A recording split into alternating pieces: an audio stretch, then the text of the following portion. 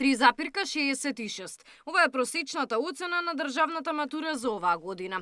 Резултатите се скоро идентични со ланската, која се заокружи со просек од 3,69.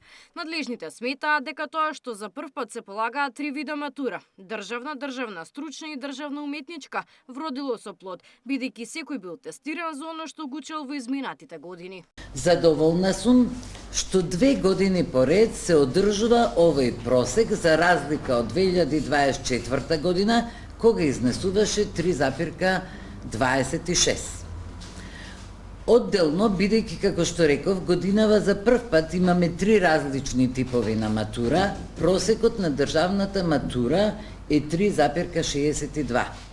Просекот од стручната е 3,91 и просекот на уметничката матура е 3,59.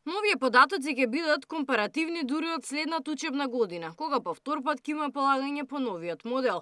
Резултатите од матурата покажуваат дека највисок просек има по руски и германски јазик. По математика просечната оцена изнесува 4,3, а по мајчин 3,95. Најнисок просек е забележан по англиски јазик 3,18. Препишувачи имало и оваа година. На 226 деца им е поништен тестот и ќе одат повторно да полагаат во август. За споредба, лани 172 матуранти биле фатени како препишуваат, а во 2024 година таа бројка била 267. Поднесени се 805 приговори, значи од вкупниот број 2,86% од учениците приговарале, дел од тие ученици биле во право и на тие што биле во право им се прифатени приговорите, значи прифатени се 0,95% од приговорите. Повторното полагање на државната матура започнува на 12 август. Ке се реализира во 4 градови на 8 локации.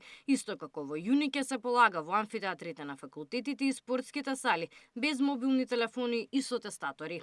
За овогодинишното полагање на државната матура биле пријавени 14.587 ученици, а отсутни биле 2,39%.